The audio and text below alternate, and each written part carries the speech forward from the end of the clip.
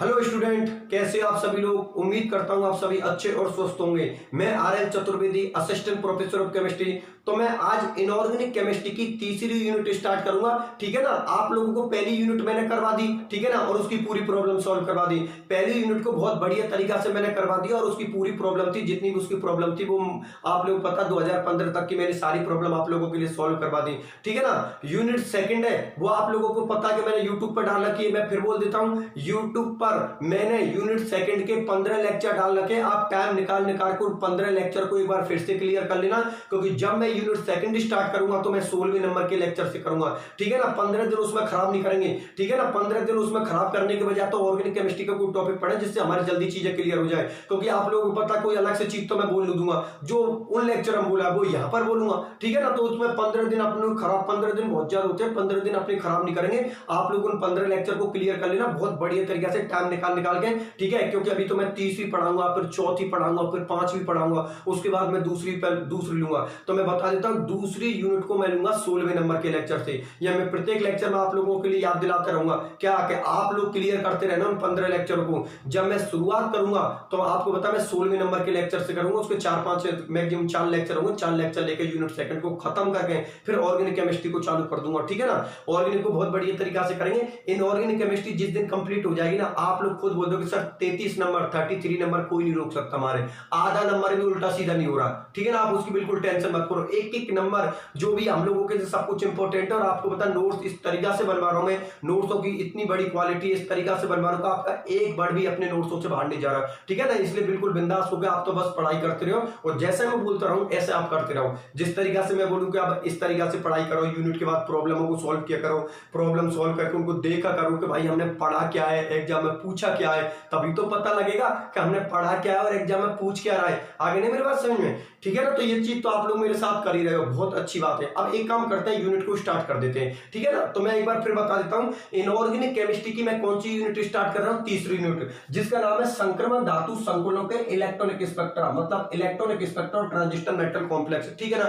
तो मैं एक काम करता हूं, यूनिट को बिल्कुल जीरो लेवल से उठाता हूं। मतलब आखिरकार यूनिट बोलना क्या चाहती है, पहले तो यूनिट का मीन ही बता देता हूं कि यूनिट ये चीज बोलना चाहती है कि इस यूनिट में हम क्या पढ़ना चाहते हैं। ठीक है ना। तो बिल्कुल टॉपिक को मैं जीरो लेवल से उठाता हूं। तो सबसे पहले तो मैं यूनिट के नाम से शुरुआत करता हूं कि आखिरकार यूनिट बोलना क्या चाहती है। तो सुनो मेरी बात ध्यान से। आप लोग जानते हो यह संक्रमण धातु संकुल, आपको होता है संक्रमण धातु संकुल मतलब ट्रांजिस्टर मेटल कॉम्प्लेक्स, आप इनको बोलते हैं डी ब्लॉक के एलिमेंट को। और आपको होता है डी की कितनी सीरीज होती है, वैसे तो 4 सीरीज होती है, लेकिन हम स्टडी कितने सीरीजों की करते हैं, 3। एक तो आपकी 3D होती है, एक आपकी 4D होती है और एक 5D होती है। तो देखो संक्रमण धातु संकुलों के मतलब डी ब्लॉक के एलिमेंटों की इलेक्ट्रॉनिक स्पेक्ट्रा, ये इलेक्ट्रॉनिक स्पेक्ट्रा क्या है तो आप लोग अच्छी तरीका से जानते हो। इलेक्ट्रॉनिक स्पेक्ट्रा हम किसको बोलते हैं कि अगर इलेक्ट्रॉन निम्न स्तर से अगर उच्च स्तर में चला जाए, मतलब अगर इलेक्ट्रॉन लो लेवल से अगर इलेक्ट्रॉन हाई लेवल के अंदर चला जाए तो आपको पता है उसको बोलते हैं इलेक्ट्रॉनिक स्पेक्ट्रा।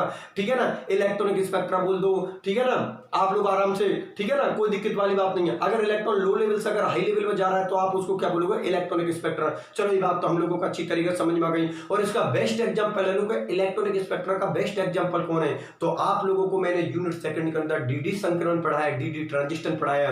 और वो डीडी ट्रांजिस्टर भी आपका क्या है, इलेक्ट्रॉनिक संक्रमण, मतलब इलेक्ट्रॉनिक स्पेक्ट्रा। वो डीडी संक्रमण है ना आपका क्या है, इलेक्ट्रॉनिक स्पेक्ट्रा। डीडी ट्रांजिस्टर है वो आपका कौन है, इलेक्ट्रॉनिक स्पेक्ट्रा। क्यों, क्योंकि उसके अंदर क्या होता था कि इलेक्ट्रॉन लो लेवल से किस में जाता था, हाई लेवल के अंदर। ठीक है ना। लो लेवल से किस में जाता था, हाई लेवल के अंदर। और आपको पता वो एनर्जी अवशोषित करता था। और एनर्जी अवशोषित करने के कितने रीजन थे, 2। एक तो यूवी रीजन था और एक विजिबल रीजन था। देखो एनर्जी अवशोषित करने के जो 2 रीजन थे, एक तो यूवी रीजन था जिसका था 200 से 400 और एक था विजिबल रीजन।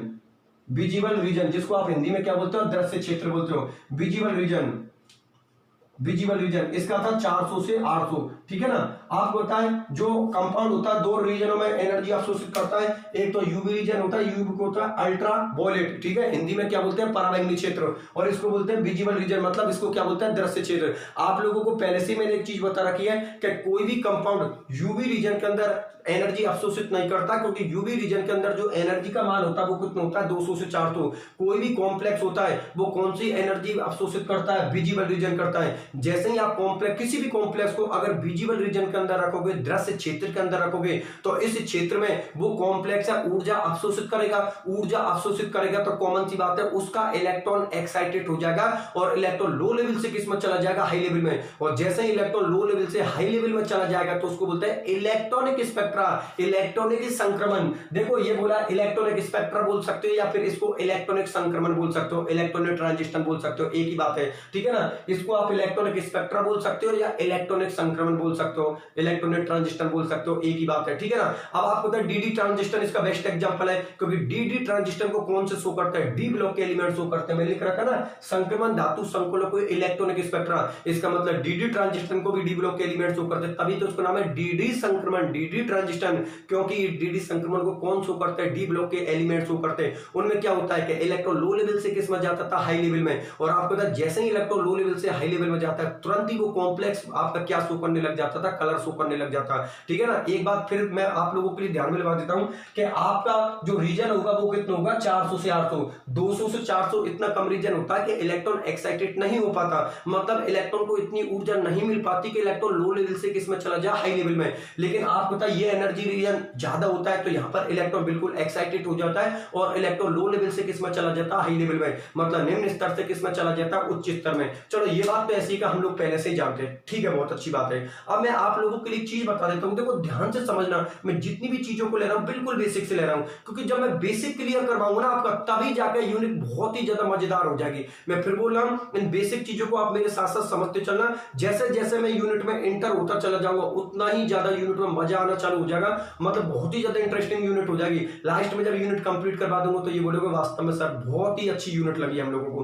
क्योंकि पूरी यूनिट कॉन्सेप्ट बेस्ड है, बहुत शानदार यूनिट है। जिस यूनिट को मैं पढ़ा रहा हूं बहुत ही शानदार यूनिट है, इसके इतने अच्छे अच्छे कॉन्सेप्ट निकलेंगे, ऐसे ऐसे रूल आएंगे जिनको एक्सप्लेन करने में बहुत ज्यादा मजा आएगा, ठीक है ना। तो मैं एक काम करता हूं दोबारा से बता देता हूं, ये तो आप लोगों को समझ में आ गई, क्योंकि ये चीज के बारे में तो हमने पहले से भी डिस्कशन कर रखा है कि कोई भी कॉम्प्लेक्स कौन सी रीजन के अंदर एनर्जी अवशोषित करता है, विजिबल रीजन के अंदर, जिसका रीजन कितना होता है 400 से 800। यूवी रीजन के अंदर उतनी एनर्जी नहीं मिल पाती कि इलेक्ट्रॉन लो लेवल से किस में चला जाए, हाई लेवल में। चलो ये तो थोड़ा इसका बेसिक हो गया। अब मैं एक बात करता हूं, देखो आप लोग अच्छी तरीका से जानते हो, इसको मिटा देता हूं मैं, ठीक है ना, ये तो पहले से ही क्लियर है हमारा, इसको मिटा देता हूं, ठीक है ना। अब एक चीज आप ध्यान से समझना, देखो आप लोग एक चीज को अच्छी तरीका से जानते हो, हम खूब पढ़ते हैं, 11वीं क्लास से पढ़ते हैं, 11वीं क्लास से पढ़ते हैं कि आपको पता है परमाणु मिलकर किसका निर्माण करते हैं, अणु का, मतलब एटम मिलकर किसका फॉर्मेशन करते हैं, मॉलिक्यूल्स का। ध्यान से समझना, बहुत अच्छी बात बोलूंगा, आप लोगों को पता परमाणु मिलकर किसका निर्माण करते हैं, अणु का, मतलब एटम मिलकर किसका फॉर्मेशन करते हैं, मॉलिक्यूल्स का। आप सुनो मेरी बात, एटम की ऑर्बिटल को, मतलब परमाणु की कक्षक को आप क्या बोलते हो, परमाणविक कक्षक, और अणु की कक्षक को क्या बोलते हो, आणविक कक्षक, ठीक है ना। मतलब एटम की ऑर्बिटल को एटॉमिक ऑर्बिटल बोलते हो, मॉलिक्यूल्स की ऑर्बिटल को क्या बोलते हैं, मॉलिक्यूलर ऑर्बिटल, ठीक है ना। तो मैं आप लोगों के लिए बता देता हूं, देखो ध्यान से समझो, मैं फिर बोल रहा हूं, आप लोगों को पूरा फोकस मेरे ऊपर होना चाहिए। क्यों? क्योंकि जितनी भी मैं चीजें बता रहा हूं बहुत अच्छी अच्छी चीज बताऊंगा, मतलब ऐसी चीज जिनको आप पहले से नहीं जानते होंगे, और जानते होंगे तो उसको बिल्कुल कॉन्सेप्ट बेस से नहीं जानते होंगे, वो कॉन्सेप्ट बेस से मैं एक एक चीज को निचोड़ निचोड़ के समझाऊंगा, बिल्कुल एक एक चीज को निचोड़ निचोड़ के समझाऊंगा, जिससे बिल्कुल दिमाग में फिट हो जाए।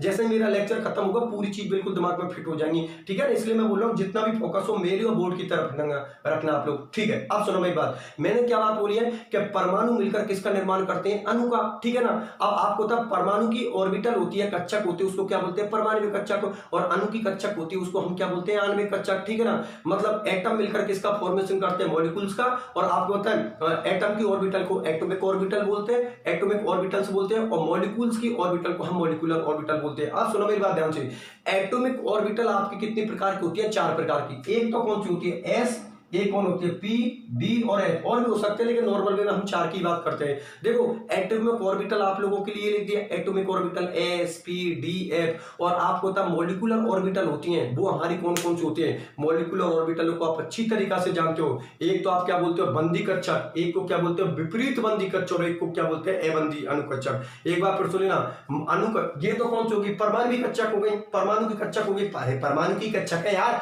एस, पी, डी, एफ, इनको बोलते हैं परमाणु कक्षक की तो बोलते हैं, एटॉमिक ऑर्बिटल ही तो बोलते हैं इनको। और मॉलिक्यूल्स और मॉलिक्यूलर ऑर्बिटल होती हैं, आप लोग खूब जानते हो, 3 टाइप की होती हैं। एक तो होती है बंदी अनुकक्षक, एक होती है विपरीत बंदी अनुकक्षक, और एक होती है अबंदी अनुकक्षक। अब मैं आपको इंग्लिश में बता देता हूं।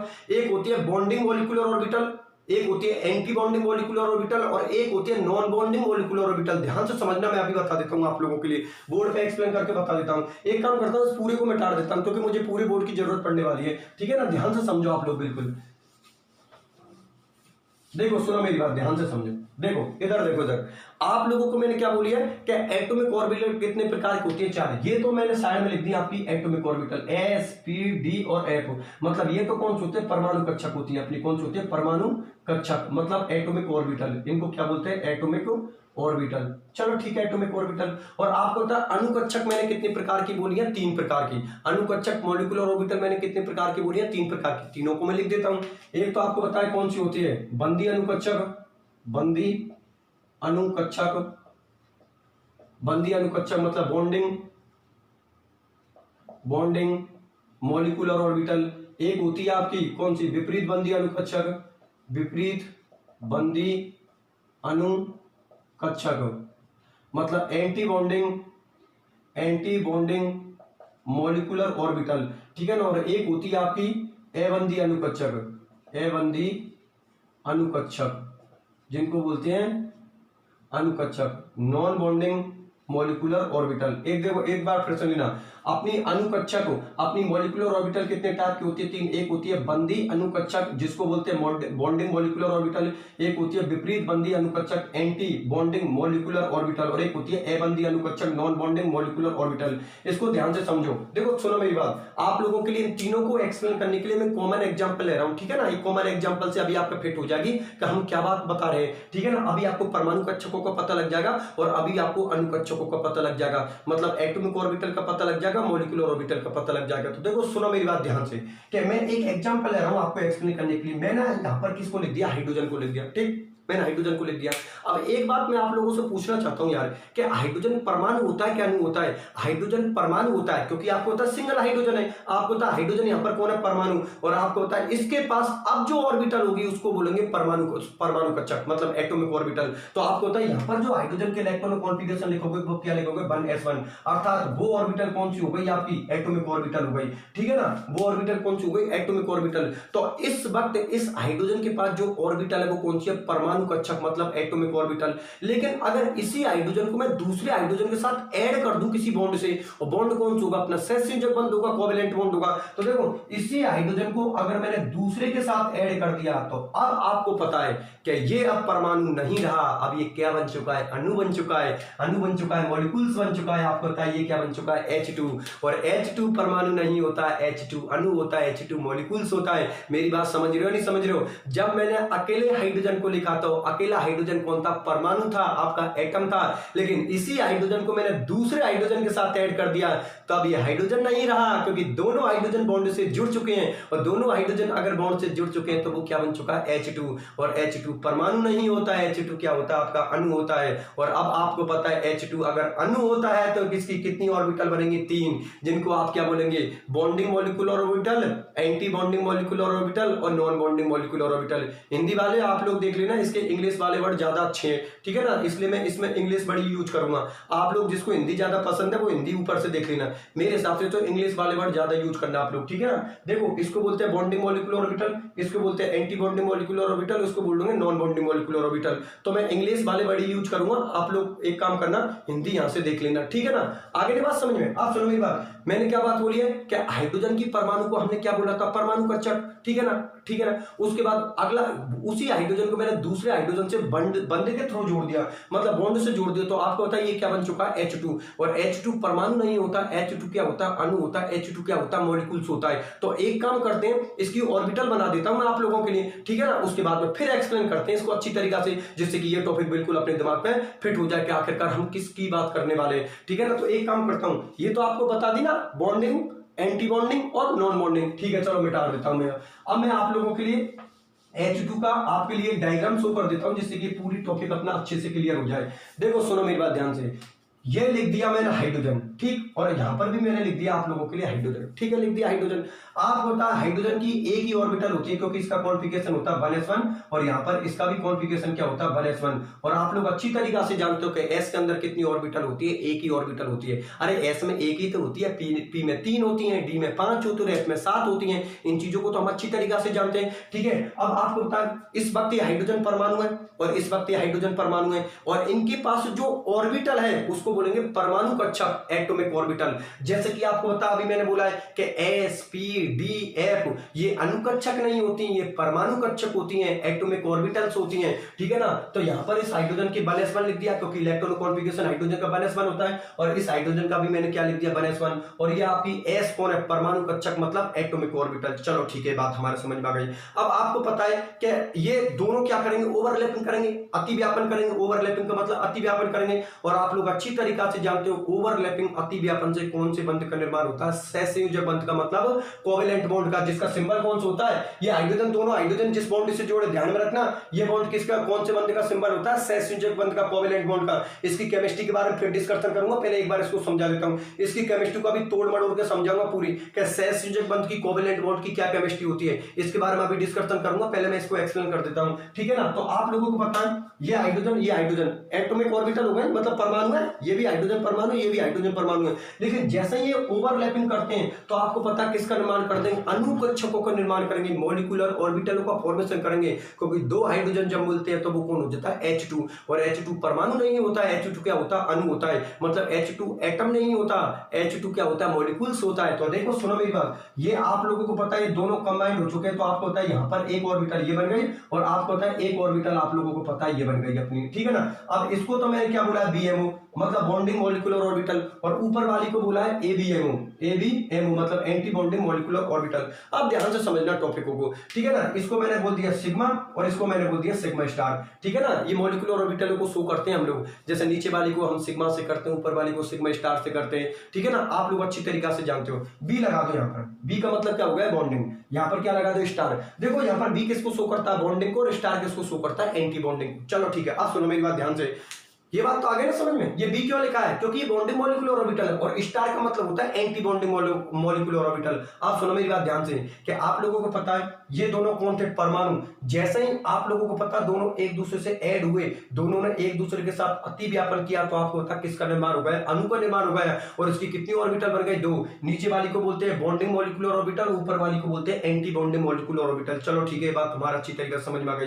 अब सुनो मेरी बात ध्यान से समझना। आप लोग जानते हो कि एनर्जी नीचे से ऊपर जाने पर बढ़ती है, एनर्जी नीचे से ऊपर जाने पर बढ़ती है। अब सुनो मैं दोनों चीजों का मतलब बता देता हूं। BMO का मतलब क्या होता है, ABMO का मतलब क्या होता है। तो देखो BMO बॉन्डिंग मॉलिक्यूलर ऑर्बिटल, उसके नाम से ही पता लग रहा है बंदी अनुकक्षक, जो बंद बनाने का सपोर्ट करता हो, जो बंद बनाने का ये सपोर्ट करता हो कि नहीं भाई बंद को बनना चाहिए, बॉन्ड को बनना चाहिए, तभी तो उसका नाम है बंदी अनुकक्षक, बॉन्डिंग मॉलिक्यूलर ऑर्बिटल। अर्थात जो बॉन्ड बनाने का सपोर्ट करता हो। और ऊपर लिख लिया है विपरीत बंदी कक्षक, एंटी बॉन्डिंग मॉलिक्यूलर ऑर्बिटल, जो बंद बनाने का क्या करता हो, विरोध के, बॉन्ड को नहीं बनना चाहिए। और आप लोग अच्छी तरीका से जानते हो क्या, कि जो बंद बनाने का सपोर्ट करते हैं, जो बॉन्ड बनाने का सपोर्ट करते हैं, वो स्टेबिलिटी को बढ़ावा देते हैं। क्योंकि कॉमन सी बात है, जितनी ज्यादा बॉन्ड बनेंगे स्टेबिलिटी उतनी ही ज्यादा होगी। क्योंकि बॉन्डों का काम क्या होता है, एटमों को ऐड करने को होता है, एटमों को जोड़ने का काम होता है। और जितनी मजबूती से वो बॉन्ड आपके जुड़ेंगे, एटम आपके बॉन्डों से जुड़ेंगे, उतनी ही ज्यादा उस कॉम्प्लेक्स की या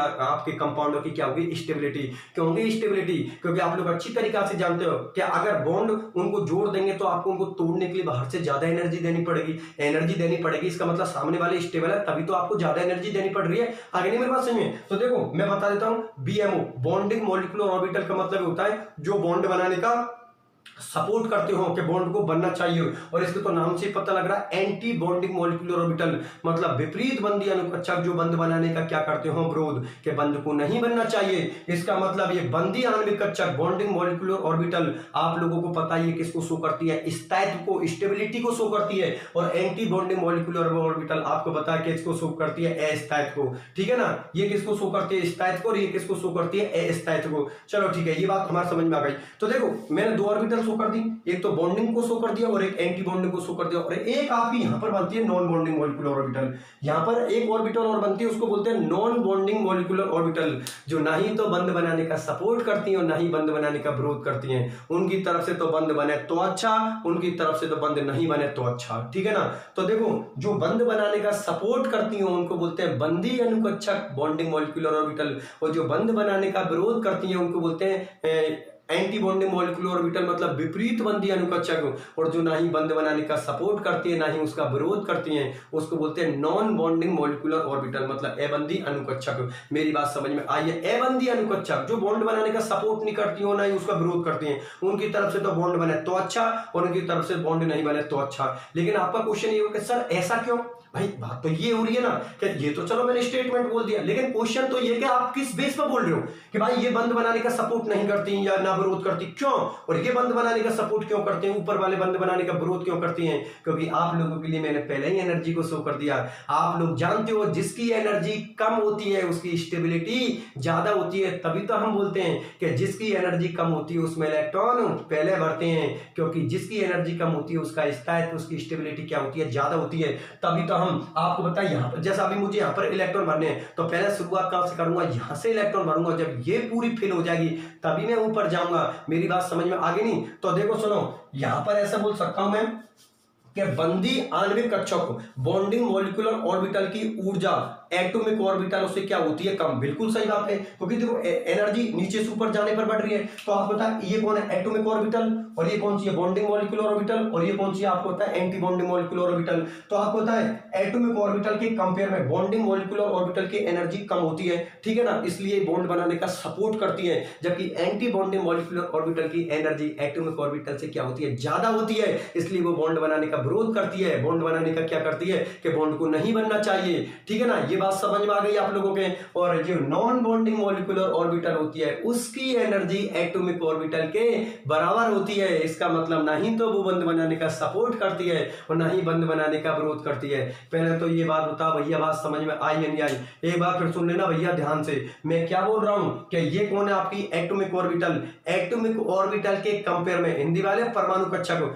एटॉमिक ऑर्बिटल के कंपेयर में, परमाणु कक्षक के कंपेयर में बॉन्डिंग मॉलिक्यूलर ऑर्बिटल की एनर्जी कम होती है। इसका मतलब इसका स्थायित्व ज्यादा होता है, इसलिए बॉन्ड बनाने का सपोर्ट करता है। जबकि यहाँ पर एटॉमिक ऑर्बिटल की कंपेयर में एंटी बॉन्डिंग की एनर्जी ज्यादा होती है, इसीलिए बंद बनाने का विरोध करता है कि बंद को नहीं बनना चाहिए। जबकि नॉन बॉन्डिंग मॉलिक्यूलर ऑर्बिटल की एनर्जी एटॉमिक ऑर्बिटल के बराबर होती है, इसलिए ना ही तो वो बंद बनाने का सपोर्ट करती है और ना ही वो बंद बनाने का विरोध करती है। तो आगे नहीं बात समझे? कोई पूछ ले भैया मॉलिक्यूलर ऑर्बिटल कितने प्रकार की होती है, तो आपका जवाब होगा 3, bonding molecular orbital, anti bonding molecular orbital और नॉन बॉन्डिंग मॉलिक्यूलर ऑर्बिटल। कोई पूछे यार इनका मतलब बताओ, तो आप क्या बोलोगे कि बॉन्डिंग मॉलिक्यूलर ऑर्बिटल उनको बोलते हैं जो बॉन्ड बनाने का सपोर्ट करती हैं, एंटी बॉन्डिंग मॉलिक्यूलर ऑर्बिटल उनको बोलते हैं जो बॉन्ड बनाने का विरोध करती हैं, और नॉन बॉन्डिंग मॉलिक्यूलर ऑर्बिटल उनको बोलते हैं तो जो ना ही तो बॉन्ड बनाने का सपोर्ट करती हैं और ना ही बॉन्ड बनाने का विरोध करते हैं। कोई पूछे यार और ज्यादा गहराई से बताओ, और ज्यादा डीपली जाके एक्सप्लेन करो,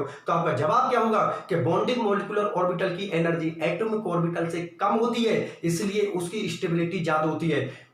एंटी बॉन्डिंग मॉलिक्यूलर ऑर्बिटल की एनर्जी एटॉमिक ऑर्बिटल से ज्यादा होती है, इसलिए इसका अस्थायित्व ज्यादा होता है, मतलब अनस्टेबिलिटी ज्यादा होती है, ठीक है ना। और नॉन बॉन्डिंग मॉलिक्यूलर ऑर्बिटल की एनर्जी एटॉमिक ऑर्बिटल के बराबर होती है, इसलिए इसकी स्टेबिलिटी इसके सेम रहती है। पहले तो ये बात बताओ, ये बात आप लोगों को समझ में आई या नहीं आई? चलो ये बात तो आप लोगों को अच्छी तरीके से समझ में आ गई, ठीक है ना। अब आगे नहीं बात समझ में? एटॉमिक ऑर्बिटल कितने प्रकार की होती है? 4, S, P, D और F। और मॉलिक्यूलर ऑर्बिटल कितने प्रकार की होती है? 3, bonding molecular orbital, anti bonding molecular orbital और नॉन बॉन्डिंग मॉलिक्यूलर ऑर्बिटल। इनका क्या मतलब है अभी मैंने आप लोगों को समझा दिया। चलो ठीक है, बहुत अच्छी बात है। अब सुनो मेरी बात, एक चीज और बताऊंगा आज के इस लेक्चर में, मैं बोल रहा हूँ बहुत अच्छी अच्छी चीजों के बारे में डिस्कशन करूंगा। ये तो आप लोगों को मैंने अच्छी तरीके से समझ में बता दिया। और एक चीज आपको समझ में आ गई ना कि परमाणु मिलकर किसका निर्माण करते हैं? अणु का। परमाणु की कक्षक को परमाणुवीय कक्षक बोलते हैं और अणु की कक्षक को आणविक कक्षक बोलते हैं। मतलब एटम की ऑर्बिटल को एटॉमिक ऑर्बिटल बोलते हैं और मॉलिक्यूल्स की ऑर्बिटल को हम क्या बोलते हैं? Molecular orbital. एटॉमिक ऑर्बिटल कितने प्रकार की होती है? 4, S, P, D, F। और मॉलिक्यूलर ऑर्बिटल कितने प्रकार की होती है? 3, bonding molecular orbital, anti bonding molecular orbital और नॉन बॉन्डिंग मॉलिक्यूलर ऑर्बिटल। चलो यहां तक तो आप लोगों के बात समझ में आ गई, चलो बहुत अच्छी बात है। आप सुनो मेरी बात, एक दो चीज के बारे में और डिस्कशन कर लेता हूं, ध्यान से समझना आप लोग। देखो आपको पता है हम जो ऑर्गेनिक केमिस्ट्री पढ़ते हैं, ऑर्गेनिक केमिस्ट्री किसकी केमिस्ट्री होती है? कार्बन की केमिस्ट्री होती है, ठीक है। हिंदी में उसको क्या बोलते हैं? कार्बनिक रसायन, ऑर्गेनिक केमिस्ट्री।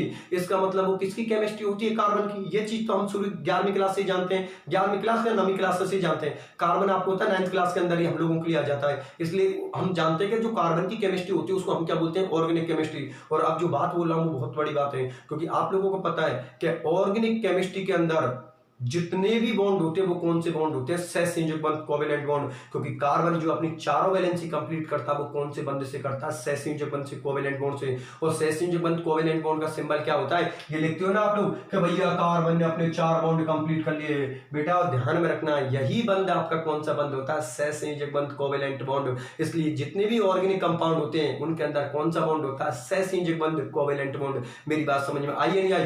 कार्बन जो अपनी वैलेंसी कंप्लीट करता है वो कौन से बंध से करता है? सहसंयोजक बंध से, कोवेलेंट बॉन्ड से। और आप लोग अच्छी तरीका से जानते हो एक बंध में या एक बॉन्ड में या एक सहसंयोजक बंध में, एक कोवेलेंट बॉन्ड में कितने इलेक्ट्रॉन होते हैं? 2। हम अच्छी तरीका से जानते हैं एक बंध में कितने इलेक्ट्रॉन होते हैं? 2। एक बॉन्ड में कितने इलेक्ट्रॉन होते हैं? 2, ठीक है ना। एक सहसंयोजक बॉन्ड बोल दो या एक कोवेलेंट बॉन्ड बोल दो। हिंदी में सहसंयोजक बंध बोलते हैं, इंग्लिश में कोवेलेंट बॉन्ड बोलते हैं, ठीक है ना। एक बंध में कितने इलेक्ट्रॉन होते हैं? 2। आप लोगों को बात समझ में आ गई? अब आपको बताइए सहसंयोजक बंध भी कितने प्रकार के होते हैं कार्बनिक कंपाउंडों में, ऑर्गेनिक कंपाउंडों में? 2। एक तो कौन होता है? सिग्मा, और एक कौन होता है? पाई। सुनो अब मेरी बात ध्यान से, हम ये बोलते हैं कि सिग्मा और पाई क्या होते हैं। अब मतलब बताता हूँ सिग्मा और पाई क्या, हालांकि आप पहले से भी जानते हो, लेकिन यहाँ पर टॉपिक चल रहा है तो इसकी बात करूंगा मैं। यहाँ पर आपको बताएं सिग्मा बॉन्ड और पाई बॉन्ड की बात करने वाला हूं, ठीक है ना। तो आप लोगों को पता है क्या सिंगल बॉन्ड में जो पहला बॉन्ड बनता है वो हमेशा कौन सा होता है? सिग्मा।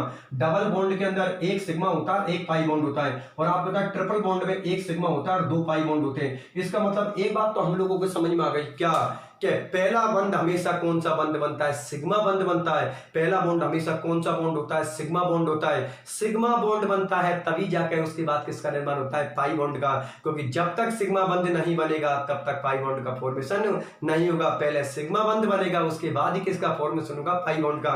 तभी तो बोला कि पहला बंध सिग्मा बना है, अगर यहां पर आप दूसरा बंध शो करूंगा तो वो बंध आपका कौन होगा? पाई। तभी तो बोलते हैं कि सिग्मा बंध एक मजबूत बंध होता है, सिग्मा बॉन्ड एक सॉलिड बॉन्ड होता है। क्यों? क्योंकि पहला बॉन्ड जो बनता है उसमें ओवरलैपिंग, अति व्यापन ज्यादा होता है। और आपको पता है जिसमें जितना ज्यादा अति व्यापन होगा, जिसमें जितनी ज्यादा ओवरलैपिंग होती है, उस बॉन्ड की स्टेबिलिटी उतनी ही ज्यादा होगी। इसलिए तो बोलते हैं कि सिग्मा बंध मजबूत बंध होता है, क्योंकि उसमें अति व्यापन ज्यादा होता है, उसमें ओवरलैपिंग ज्यादा होती है। और जिसमें जितनी ज्यादा ओवरलैपिंग होगी वो बॉन्ड उतना ही ज्यादा सॉलिड होगा। और सिग्मा बंध बनने के बाद फिर पाई बंध का निर्माण होता है। तो आपको पता पहला बंध बनने के बाद जो दूसरा बंध बनेगा उसमें ओवरलैपिंग कम होती है। और आपको पता है जिसमें ओवरलैपिंग कम होगी तो कॉमन सी बात है उसकी स्टेबिलिटी भी कम होगी। तभी तो हम बोलते हैं कि सिग्मा बंध एक मजबूत बंध होता है क्योंकि उसमें ओवरलैपिंग ज्यादा होती है। और पाई बॉन्ड एक वीक बॉन्ड होता है, दुर्बल बंध होता है, क्योंकि उसमें ओवरलैपिंग मतलब अति व्यापन कम होता है। पहले तो ये बात बताओ, ये बात समझ में आ गई, ठीक है ना। तो इसलिए सहसंयोजक बंध आपका 2 प्रकार का होगा, एक तो होगा सिग्मा बॉन्ड और एक होगा पाई बॉन्ड, ठीक है ना। पाई बॉन्ड का फॉर्मेशन तभी होगा जब पहला कौन बन जाएगा? सिग्मा बंध, ठीक है ना। सिग्मा बंध बनेगा उसके बाद में किसका निर्माण होगा? पाई बंध का। अब आपको पता है कार्बन अपनी वैलेंसी सिग्मा बॉन्डों से भी करता है, कार्बन अपनी वैलेंसी डबल बॉन्डों से भी करता है। डबल बॉन्ड को तो पाई बॉन्ड बोल रहे हैं भाई। अरे एक बॉन्ड बनने के बाद जितने भी बॉन्ड होते हैं वो पाई बॉन्ड होते हैं, 3 बॉन्ड तक, ठीक है ना। उसके बाद तो अलग केमिस्ट्री चालू हो जाती है। तो वहां तक तो आपको कोई मतलब नहीं है। यहाँ पर इतना मतलब रखो कि देखो एक बंद हमेशा सिग्मा बंद बना है, उसके बाद जो अगले बंद बने वो कौन से बंद होते हैं? पाई बंद। पहला यहाँ पर सिग्मा बन गया, उसके बाद अगला कौन सा? पाई। पहला सिग्मा बन गया, उसके बाद जो 2 बंद बने वो कौन से बंद बने? पाई। इसका मतलब ये निकला कि एक बंद बनने के बाद अगले जो 2 बंद होंगे वो दोनों ही बंद आपके कौन होंगे? पाई बंद। मेरी बात समझ में आई या नहीं आई? क्या बात समझ में आई कि एक बंद बनने के बाद अगले जो 2 बंद बनेंगे वो बंद आपके कौन होंगे? पाई बंद होंगे, मतलब वो आपके कौन होंगे? पाई बंद होंगे, ठीक है ना। इसलिए सिग्मा बॉन्ड में तो एक सिग्मा बॉन्ड ही होता है, डबल बॉन्ड में एक सिग्मा एक पाई होता है, ट्रिपल बॉन्ड में एक सिग्मा और 2 पाई होते हैं। चलो ये बात आप लोगों के यहां तक समझ में आ गई। अब आगे ने बात समझे, जैसे कार्बन अपनी देखो डबल बॉन्ड से बैलेंस कर रहा है तो इस तरीका से कर सकता है, ये लो कार्बन अपने 4 वैलेंसी कर रहा है, ट्रिपल बॉन्ड से कर रहा है तो इस तरीका से कर सकता है, ये लो कार्बन अपने 4 बॉन्ड बन रहा है, यहाँ पर सिंगल बॉन्ड से कर रहा है, यहाँ पर डबल बॉन्ड से कर रहा है और यहाँ पर किससे कर रहा है? ट्रिपल बॉन्ड से कर रहा है। आगे नहीं मेरी बात समझ में, ठीक है ना। तो सहसंयोजक बंध के या ऑर्गेनिक कंपाउंड में कितने बॉन्डों की बात करते हैं? 2। एक तो कौन होता है? सिग्मा बंध और एक कौन होता है? पाई बंध, ठीक है ना। पहला बंध हमेशा सिग्मा बनता है, सिग्मा के बाद ही किसका फॉर्मेशन होता है? पाई बॉन्ड का। चलो ठीक है, ये बात भी हमारे समझ में आ गई कि कार्बन अपनी जो वैलेंसी कंप्लीट करता है वो कौन से बंध से करता है? सिग्मा बंध से या सहसंयोजक बंध से, कोवेलेंट बॉन्ड से अपनी चारों वैलेंसी को कंप्लीट करता है। चलो ठीक है, ये बात हमारा अच्छी तरीके से समझ में आ गई। अब मैं एक चीज के बारे में और बता देता हूं। एक शब्द सुना होगा आपने, कि bond pair lone pair, bond pair lone pair, रट्टा मार रहे हो भैया, बॉन्ड पेयर लोन पेयर का रट्टा मार रहे हैं, बॉन्ड पेयर लोन पेयर, कोई मतलब ही नहीं है। कोई पूछे भाई बॉन्ड पेयर लोन पेयर क्या है, वो मुझे पता नहीं है, मुझे जितना पता है बॉन्ड पेयर लोन पेयर नाम सुने। अब वो बॉन्ड पेयर और लोन पेयर क्या होते हैं अब बताता हूं मैं, कि आखिरकार बॉन्ड पेयर किसको बोलते हैं और लोन पेयर किसको बोलते हैं। अपने आप में देखो, बॉन्ड पेयर हम बहुत सारे पढ़ते हैं, लोन पेयर भी आपको होता है, हम रोजाना ही पढ़ते हैं, लेकिन इनका एक्चुअली मतलब क्या होता है वो चीज मैं आप लोगों को आप समझा देता हूं कि आखिरकार बॉन्ड पेयर किसको बोलते हैं, लोन पेयर किसको बोलते हैं। तो पर्सनली डेफिनेशन बोलता हूं बॉन्ड पेयर और लोन पेयर की। मैं क्यों बोल रहा हूं, क्योंकि यहां पर अभी एक वर्ड का यूज है, नॉन बॉन्डिंग मॉलिक्यूलर ऑर्बिटल, जो किसी भी बंद में भाग नहीं लेता या अपना बॉन्ड बनाने का सपोर्ट करता हो, ना ही बॉन्ड बनाने का विरोध करता हो। तो इसलिए मैं एक बार आप लोगों के लोन पेयर और बॉन्ड पेयर का पर्सनली मतलब बता देता हूं कि लोन पेयर किसको बोलते हैं और बॉन्ड पेयर किसको बोलते हैं, ठीक है ना। तो देखो मैं कर लेता हूं उसके बारे में बात, देख लो आप लोग, लोन पेयर किसको बोलते हैं, बॉन्ड पेयर किसको बोलते हैं। तो देखो सुनो मेरी बात ध्यान से, क्या आपको होता है जो आपका सिग्मा बॉन्ड होता है ना, सिग्मा बॉन्ड, उसी को हम बॉन्ड पेयर बोलते हैं। जैसे कि आपको पता है सिग्मा बॉन्ड होता है, सिग्मा बॉन्ड को हम कौन सा बंद बोलते हैं, देखो इसको सहसंयोजक बंद बोल दो, सिग्मा बॉन्ड बोल दो, बॉन्ड पेयर बोल दो, एक ही बात है। आगे की बात सुनिए, इसको सहसंयोजक बंद बोल दो, सिग्मा बॉन्ड बोल दो, बॉन्ड पेयर बोल दो, एक ही बात है। और आपको पता है एक सहसंयोजक बंध में या एक बॉन्ड पेयर में कितने इलेक्ट्रॉन होते हैं, दो। आपको पता है एक बॉन्ड पेयर में कितने इलेक्ट्रॉन होते हैं, दो, जो अभी बताया था मैंने आप लोगों को। और आपको पता है एक लोन पेयर में भी कितने इलेक्ट्रॉन होते हैं, दो। सुनो मेरी बात ध्यान से, आपको बताइए कौन आपका बॉन्ड पेयर, और बॉन्ड पेयर में भी दो इलेक्ट्रॉन है। और आपको बताइए कौन आपका लोन पेयर, और लोन पेयर में भी दो इलेक्ट्रॉन प्रेजेंट होते हैं। लेकिन इनकी पर्सनल डेफिनेशन क्या होती है, तो सुनो मेरी बात ध्यान से, कि आपको बताएं दो इलेक्ट्रॉन के जो जोड़ा होता है उसको एक पेयर बोलते हैं, एक युग्म बोलते हैं। एक युग्म में कितने इलेक्ट्रॉन प्रेजेंट होते हैं, दो। तो देखो एक बॉन्ड पेयर के पास भी दो इलेक्ट्रॉन होते हैं और एक लोन पेयर के पास भी दो इलेक्ट्रॉन होते हैं। दोनों की डेफिनेशन क्या होती है, तो सुनो मेरी बात ध्यान से, आपको पता है ये दो इलेक्ट्रॉन बंद बनाने में भाग ले रहे हैं, तभी तो बंद बना रहा है। कौन सा बंद, सहसंयोजक बंद, कोवेलेंट बॉन्ड बना रखा है उन लोगों ने, ठीक है ना। तो ये दो इलेक्ट्रॉन बंद बनाने में भाग ले रहे हैं और ये दो इलेक्ट्रॉन बंद बनाने में भाग नहीं ले रहे। अब मैं इनकी डेफिनेशन बोलता हूं, क्या इलेक्ट्रॉनों का वह जोड़ा, जोड़ा का मतलब कितने इलेक्ट्रॉन, दो। इलेक्ट्रॉनों का वह जोड़ा जो बंद बनाने में भाग लेता है उसको क्या बोलते हैं, बॉन्ड पेयर। और इलेक्ट्रॉनों का वह जोड़ा जो बंद बनाने में भाग नहीं लेता उसको क्या बोलते हैं, बॉन्ड लोन पेयर। मेरी बात समझ में आई या नहीं आई, एक बार फिर सुनिए ना, इलेक्ट्रॉनों का वह जोड़ा जो बंद बनाने में भाग लेता है उसको क्या बोलते हैं, बॉन्ड पेयर। और इलेक्ट्रॉनों का वह जोड़ा जो बंद बनाने में भाग नहीं लेता उसको क्या बोलते हैं, लोन पेयर। मतलब इलेक्ट्रॉनों का वह पेयर जो बॉन्ड बनाने में पार्टिसिपेट होता है उसको क्या बोलते हैं, बॉन्ड। और इलेक्ट्रॉनों का वह पेयर जो बॉन्ड बनाने में पार्टिसिपेट नहीं होता उसको क्या बोलते हैं, लोन पेयर। मेरी बात समझ में आई या नहीं आई, एक बार फिर सुन लेना, इलेक्ट्रॉनों का वह जोड़ा जो बंद बनाने में भाग लेता है, बॉन्ड बनाने में पार्टिसिपेट होता है उसको बोलते हैं बॉन्ड पेयर। और इलेक्ट्रॉनों का वह जोड़ा या इलेक्ट्रॉनों का वह पेयर जो बॉन्ड बनाने में पार्टिसिपेट नहीं होता या बंद बनाने में भाग नहीं लेता उसको हम क्या बोलते हैं, लोन पेयर। मेरी बात समझ में आई या नहीं आई। तो ये डेफिनेशन होती है बॉन्ड पेयर और लोन पेयर की। पहले तो ये बात बताइए, थोड़ी बेसिक चीजें मैंने बात बताई है, आप लोगों के समझ में आई या नहीं आई। एक बार फिर डिस्कशन कर लेता हूं। मैं 3 पैराग्राफ की बात करी, आप देखो इनको पैराग्राफ के बेस पे याद रख लेना। अब तक मैंने जितनी भी चीजें समझाई है ना, इसको मैं कम शब्दों में बता देता हूं। तो देखो इसके 3 पैराग्राफ बनाना, आप लोग बिल्कुल दिमाग में फिट कर लेना का 3 पैराग्राफ, पहला पैराग्राफ, दूसरा पैराग्राफ और तीसरा पैराग्राफ। तो पहला पैराग्राफ हम क्या बोले, इलेक्ट्रॉनिक संक्रमण की बात की थी, इलेक्ट्रॉनिक स्पेक्ट्रा की बात की थी। इलेक्ट्रॉनिक संक्रमण बोल दो या इलेक्ट्रॉनिक स्पेक्ट्रा बोल दो, मतलब इलेक्ट्रॉनिक ट्रांजिशन बोल दो या इलेक्ट्रॉनिक स्पेक्ट्रा बोल दो, एक ही बात है। तो पहले पैराग्राफ में हमने क्या बात की थी, पहले पैराग्राफ में हमने ये बात की थी कि कोई भी कॉम्प्लेक्स अगर ट्रांजिशन शो करेगा, इलेक्ट्रॉनिक ट्रांजिशन शो करेगा, तो उसके लिए पर्याप्त एनर्जी की जरूरत होगी। और पर्याप्त एनर्जी के लिए 2 रीजन होते हैं, एक तो यूवी रीजन होता है और एक विजिबल रीजन होता है। मतलब एक तो पराबैंगनी क्षेत्र होता है और एक दृश्य क्षेत्र होता है। पराबैंगनी क्षेत्र अल्ट्रावायलेट रीजन कितना होता है, 200 से 400, और दृश्य क्षेत्र विजिबल रीजन कितना होता है, 400 से 800। आपको पता है 200 से 400 एनर्जी अपने लिए पर्याप्त नहीं होती, इलेक्ट्रॉन के ट्रांजिशन के लिए पर्याप्त नहीं होती। तो उस कॉम्प्लेक्स को हम कौन से रीजन में रखते हैं, विजिबल रीजन में, अर्थात दृश्य क्षेत्र में। दृश्य क्षेत्र कितना होता है, 400 से 800 होता है। जैसे इस कॉम्प्लेक्स को आप दृश्य क्षेत्र के अंदर रखोगे, विजिबल रीजन के अंदर रखोगे, तो कॉमन सी बात है वो कॉम्प्लेक्स बातें एनर्जी अवशोषित करेगा, एनर्जी अवशोषित करेगा, एनर्जी एब्जॉर्ब करेगा। तो इलेक्ट्रॉन लो लेवल से किस में चला जाएगा, हाई लेवल में। और जैसे ही इलेक्ट्रॉन लो लेवल से हाई लेवल में चला जाएगा वो तुरंत क्या शो करने लग जाएगा, इलेक्ट्रॉनिक संक्रमण या इलेक्ट्रॉनिक स्पेक्ट्रा। मेरी बात समझ में आ गई। और बस यही तो यूनिट है, इसी यूनिट के बारे में तो हम डिस्कशन कर रहे हैं। यूनिट का नाम ही यही है, इलेक्ट्रॉनिक स्पेक्ट्रा की बात करेंगे और उसमें क्या होगा, इलेक्ट्रॉन लो लेवल से किस में जाएगा, हाई लेवल में, ठीक है ना। ये तो हमारा पहला पैराग्राफ हुआ था। दूसरे पैराग्राफ हमने ये बोली थी कि तरंग यांत्रिक वेव मैकेनिक्स के अकॉर्डिंग क्या होते हैं, परमाणु मिलकर किसका निर्माण करते हैं, अणु का निर्माण करते हैं, मतलब एटम मिलकर किसका फॉर्मेशन करते हैं, मॉलिक्यूल्स का फॉर्मेशन करते हैं। परमाणु की कक्षक को परमाणविक कक्षक बोलते हैं और अणु की कक्षक को आणविक कक्षक बोलते हैं। परमाणु कक्षक कितने प्रकार की होती हैं, 4, S, P, D, F। और अणु कक्षक कितने प्रकार की होती हैं, 3। बंदी अणुकक्षक, विपरीत बंदी अणुकक्षक और अबंदी अणुकक्षक। बंदी अणुकक्षक किनको बोलते हैं, जो बंद बनाने का सपोर्ट करती हो। विपरीत बंदी अणुकक्षक किसको बोलते हैं, जो बंद बनाने का विरोध करती हो। और अबंदी अणुकक्षक किसको बोलते हैं, जो बंद बनाने का ना ही तो सपोर्ट करती हो ना ही उसका क्या करते हैं, विरोध, ठीक है ना। उसके बाद मैंने ऑर्गेनिक कंपाउंडों के बारे में बताया था कि ये अपना कौन सा पैराग्राफ हो जाएगा, तीसरा पैराग्राफ हो जाएगा। ऑर्गेनिक कंपाउंड कौन से बंध से अपनी वैलेंसी को कंप्लीट करते हैं, आपको पता है सिग्मा बंध से करते हैं। और सिग्मा के अंदर जो इलेक्ट्रॉन होते हैं उनको सिग्मा इलेक्ट्रॉन बोलते हैं, और पाई के अंदर जो इलेक्ट्रॉन होते हैं उनको पाई इलेक्ट्रॉन बोलते हैं। सिग्मा के इलेक्ट्रॉन होते हैं वो ज्यादा मजबूती से बंधे रहते हैं क्योंकि उनमें ओवरलैपिंग ज्यादा होती है, और पाई के इलेक्ट्रॉन थोड़े वीक तरीका से बंधे रहते हैं क्योंकि उनमें ओवरलैपिंग कम होती है। ये हो गए आपके 3 पैराग्राफ। क्या प्रॉब्लम आई, ठीक है ना, इंग्लिश मीडियम वाले हो। दूसरे पैराग्राफ की मैं बात करता हूं। मैंने ये बोली थी कि एटम मिलकर किसका फॉर्मेशन करते हैं, मॉलिक्यूल्स का। एटम की ऑर्बिटल को हम क्या बोलते हैं, एटॉमिक ऑर्बिटल्स। और एटॉमिक ऑर्बिटल्स कितने टाइप की होती है, 4, S, P, D, F। और मॉलिक्यूल्स की ऑर्बिटल को हम क्या बोलते हैं, मॉलिक्यूलर ऑर्बिटल। और मॉलिक्यूलर ऑर्बिटल कितने टाइप की होती है, 3। एक तो होती है बॉन्डिंग मॉलिक्यूलर ऑर्बिटल, एक होती है एंटी बॉन्डिंग मॉलिक्यूलर ऑर्बिटल, और एक होती है नॉन बॉन्डिंग मॉलिक्यूलर ऑर्बिटल। तो एटॉमिक ऑर्बिटल की मैंने क्या डेफिनेशन बोली कि जो बॉन्ड बनाने का सपोर्ट करती हो, और एंटी बॉन्डिंग की क्या होगी कि जो बॉन्ड बनाने का विरोध करती हो। और जो नॉन बॉन्डिंग होती है वो ना ही तो बॉन्ड बनाने का सपोर्ट करते ना ही उसका विरोध करती है, ठीक है। उनकी तरफ से तो बंद बना है तो अच्छा, मतलब बॉन्ड का फॉर्मेशन हो तो अच्छा, बॉन्ड का फॉर्मेशन नहीं हो तो अच्छा, ठीक है ना। ये आपकी कौन हो गई, 3 ऑर्बिटलों की बात हो गई। उसके बाद मैंने ये बोली है कि जितने भी ऑर्गेनिक कंपाउंड होते हैं उनके अंदर कौन से बंध की बात करते हैं, सहसंयोजक बंध की, जो आपका सिग्मा भी हो सकता है और आपका पाई भी हो सकता है। क्योंकि सिग्मा बंध भी सहसंयोजक का टाइप होता है, पाई बंध भी सहसंयोजक का टाइप होता है। अरे सिग्मा और पाई को इसी से यही सिंबल तो होता है, यही सिंबल किसका होता है, सिग्मा का होता है। और यही सिंबल किसका होता है, पाई। ये कौन होगा, सिग्मा, और ये होगा पाई। देखो ये और ये बंध एक जैसे हैं, ठीक है ना।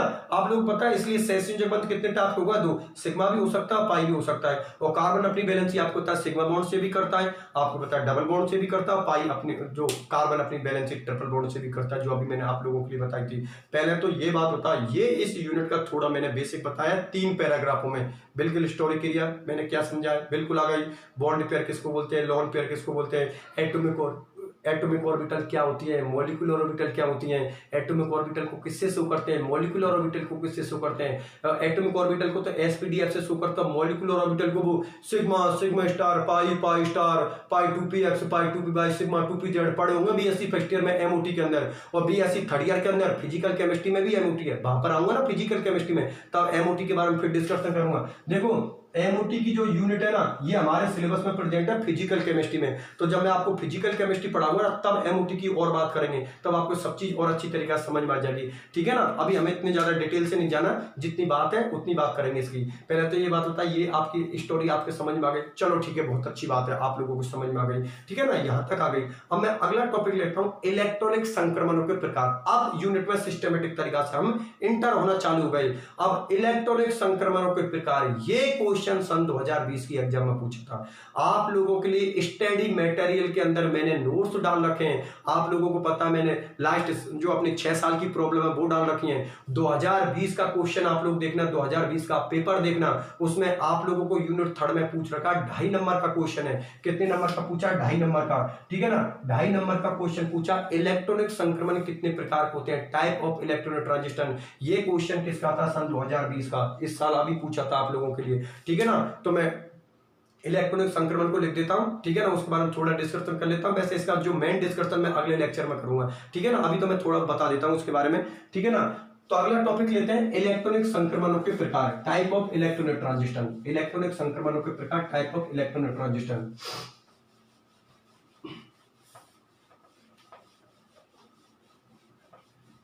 इलेक्ट्रॉनिक संक्रमणों के प्रकार, type of electronic transition. Electronic संक्रमणों के प्रकार, type of electronic transition. Electronic संक्रमणों के प्रकार, टाइप ऑफ इलेक्ट्रॉनिक ट्रांजिशन, सन 2020। ये 2020 की एग्जाम में पूछा था, कितने नंबर का, 2.5 नंबर का क्वेश्चन था, ठीक है ना, कितने नंबर का था, 2.5 नंबर का पूछा था आप लोगों से कि इलेक्ट्रॉनिक संक्रमण कितने प्रकार के होते हैं, आप लोग लिख लिए।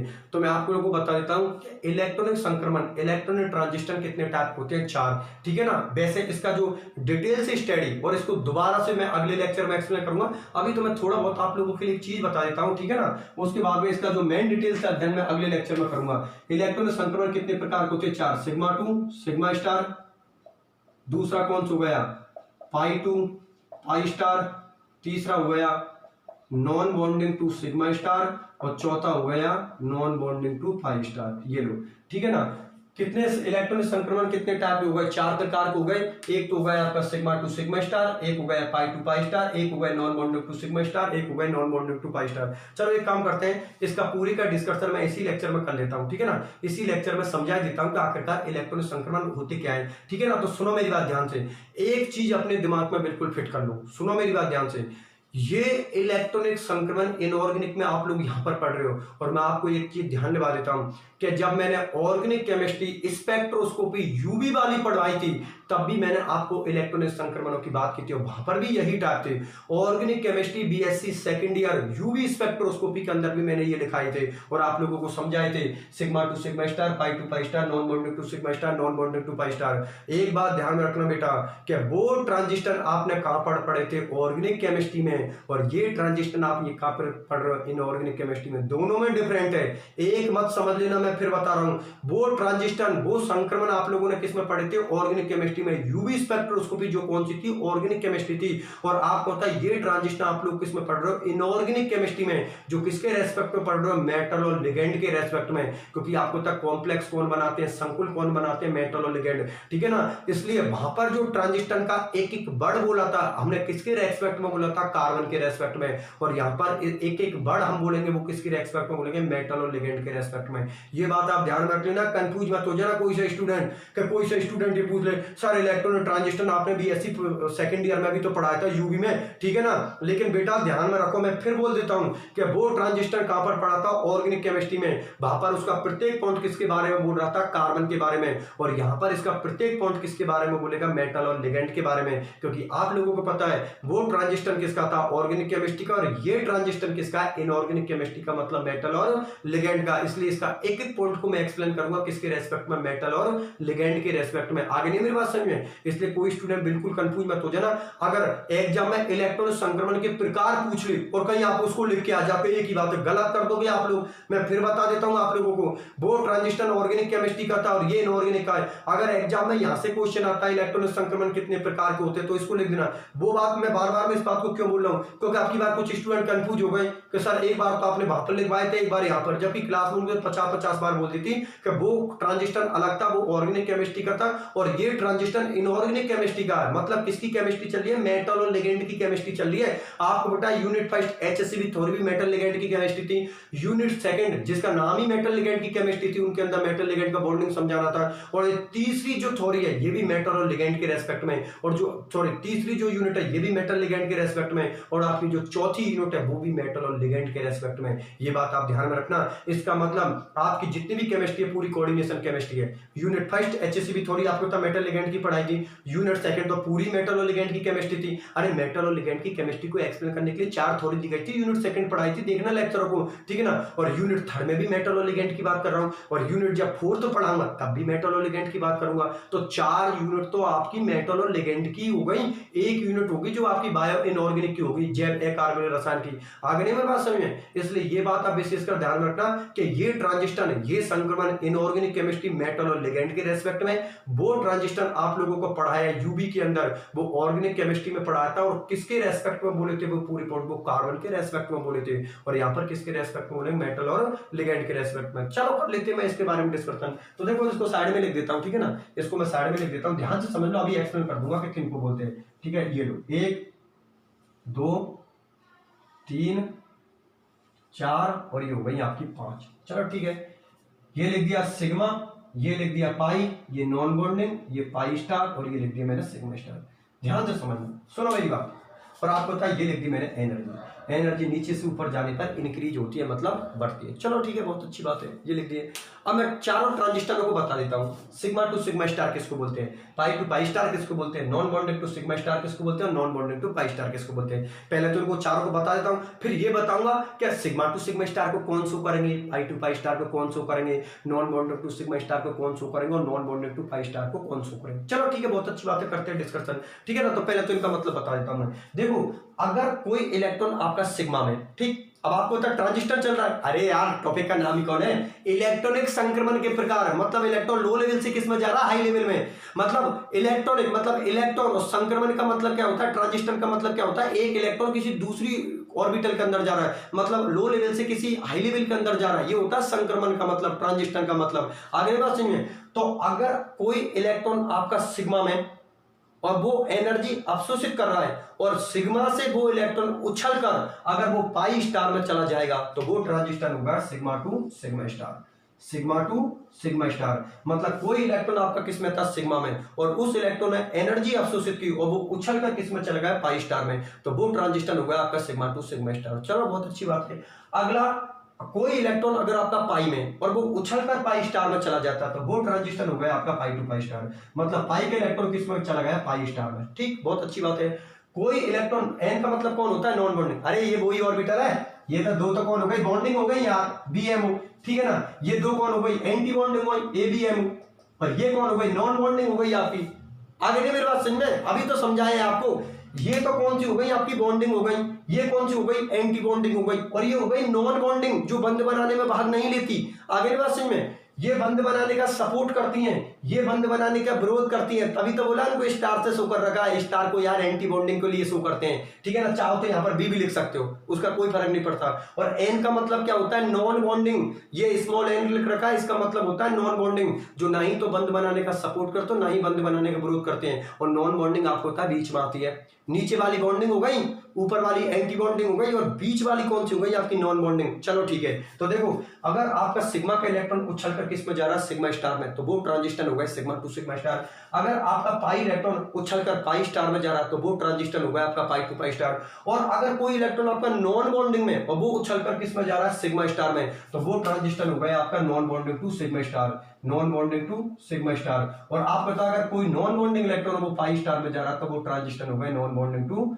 पाई स्टार। अब मुझे एक बात बताओ यार, यहां पर 4 ट्रांजिस्टर मैंने आप लोगों के लिए शो कर दिए, sigma to sigma star show कर दिया, पाई टू पाई स्टार कर दिया, non bonded to sigma star कर दिया, मैंने non bonded to pi star कर दिया। मुझे एक बात बताओ यार, सबसे ज्यादा एनर्जी की रिक्वायरमेंट, सबसे ज्यादा एनर्जी की आवश्यकता कहां पर पड़ रही है? तो देखो यार, ये इलेक्ट्रॉन यहां से लेकर कितनी दूरी तय कर रहा है, इसका मतलब इस ट्रांजिस्टर को करवाने के लिए आपको सबसे ज्यादा एनर्जी देनी पड़ती है, इसलिए सिग्मा टू सिग्मा स्टार की एनर्जी सबसे ज्यादा होती है। उसके बाद में किसकी होगी, non bonding to sigma star, क्योंकि आप लोग जानते हो कि पाई बंद होता है उसको तोड़ना ज्यादा आसान होता है, सिग्मा बंद को तोड़ना आसान नहीं होता।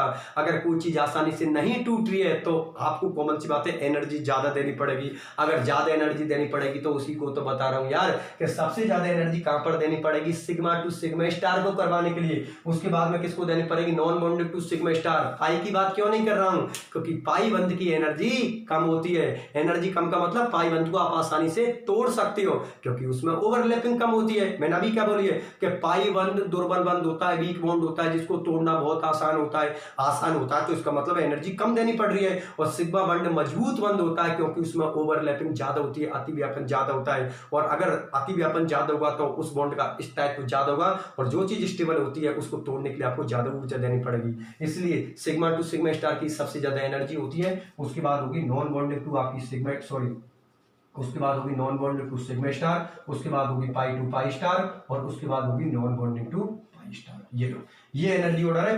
सबसे ज्यादा ट्रांजिस्टर करवाने के लिए आपको कहां पर एनर्जी देनी पड़ेगी, सिग्मा टू सिग्मा स्टार में। उसके बाद किसको देनी पड़ेगी, non bonded to sigma star. उसके बाद किसको देनी पड़ेगी, पाई टू पाई स्टार। और उसके बाद किसको देनी पड़ेगी, non bonded to pi star. चलो, ये बात आप लोगों को समझ में आ गई। अब पहले तो ये बात बताई, ये बात आप लोगों को समझ में आ गई। अरे मैंने ये ऑर्डर लिख दिया, रट्टा मत मारना बेटा, एक बात सुन लो मेरी बात, रट्टा किसी चीज में नहीं मारना। यही मैं आप लोग, देखो आप लोग मेरे पास बीएससी फर्स्ट ईयर में पढ़ लिए, बीएससी सेकंड ईयर में पढ़ लिए, बीएससी थर्ड ईयर में पढ़ लिए, ठीक है ना। कुछ स्टूडेंट ऐसे जो मेरे से एमएससी प्रीवियस भी पढ़ रहे हैं, एमएससी फाइनल भी पढ़ रहे हैं, मतलब पूरे का पूरा करियर मेरे से सेट कर लिया, ठीक है ना। कुछ स्टूडेंट ऐसे भी हैं जो 11 से लेकर अब बीएससी थर्ड ईयर तक मेरे पास पढ़ रहे हैं, ठीक है ना। कुछ स्टूडेंट ऐसे हैं जो 11 से लेकर एमएससी फाइनल तक मेरे पास पढ़ रहे हैं, ठीक है ना। तो ये आप लोग अब अच्छी तरीके से जानते हो कि मैं कभी किसी चीज रटने वाली चीज पर फोकस नहीं करता, और गलती से अगर रटने वाली कोई चीज आ भी जाती है तो उसके अंदर भी कहीं ना कहीं से कॉन्सेप्ट निकाल ही देता हूं, या तो उसमें कोई कॉन्सेप्ट या फिर उसको ट्रिक में बता देता हूं, जैसे कि याद करने में ज्यादा प्रॉब्लम नहीं आए, ठीक है ना। इसलिए मैं बोल रहा हूं ये मैंने ऑर्डर लिखा, इसका रट्टा मत मारना आप लोग, क्योंकि इसका तो वो खुद ही ट्रांजिस्टर बोल रहा है भाई, मैं क्या बोल रहा हूं, वो ट्रांजिस्टर खुद ही बोल रहा है कि देखो ये कहां से कितनी एनर्जी की रिक्वायरमेंट है, इसलिए मतलब इस ट्रांजिस्टर को करवाने के लिए सबसे ज्यादा एनर्जी देनी पड़ेगी, उसके बाद में इस ट्रांजिस्टर को करवाने के लिए देनी पड़ेगी, उसके बाद में इस ट्रांजिस्टर को करवाने के लिए देनी पड़ेगी, और सबसे कम एनर्जी आपको देनी पड़ेगी non bonding to pi star transistor को। चलो ये बात आप लोगों को समझ में आ गई। अब आप बोलोगे सर ठीक है समझ में आ गई सर, कोई प्रॉब्लम वाली बात नहीं है सर, ये डायग्राम भी आपका समझ में आ गया, इनको आपने बॉन्डिंग बोला सर, इसको आपने एंटी बॉन्डिंग बोला सर, और एन का मतलब सर आपने नॉन बॉन्डिंग बोला है, ठीक। और सर ये आपके ट्रांजिस्टर भी समझ में आ गए, चलो ठीक है कोई दिक्कत नहीं है। लेकिन सर एक बात बताओ, हमको इस चीज का कैसे पता लगेगा कि किन कॉम्प्लेक्सों के तो sigma to sigma star transistor होते हैं, किन कॉम्प्लेक्सों के पाई टू पाई स्टार होते हैं, किन के non bonding to sigma star होते हैं, किन के non bonding to pi star होते हैं, सर हमको इस चीज का कैसे पता लगेगा।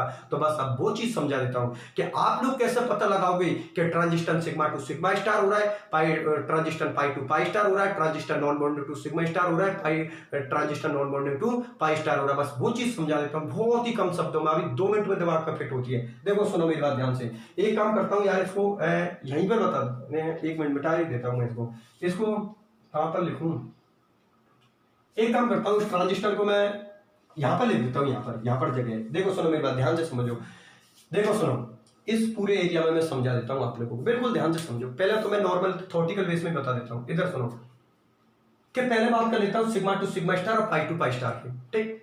तो सुनो मेरी बात ध्यान से, मैं इस बारे में बात कर रहा हूं कि sigma to sigma star transistor को वो डी ब्लॉक के एलिमेंट शो करेंगे जिनका D10 कॉन्फ़िगरेशन है, मतलब जिसके डी के अंदर कंप्लीट 10 इलेक्ट्रॉन है, मतलब जिनकी डी ऑर्बिटल में 10 इलेक्ट्रॉन होते हैं, वो ट्रांजिस्टर कौन सा करेंगे, सिग्मा टू सिग्मा स्टार।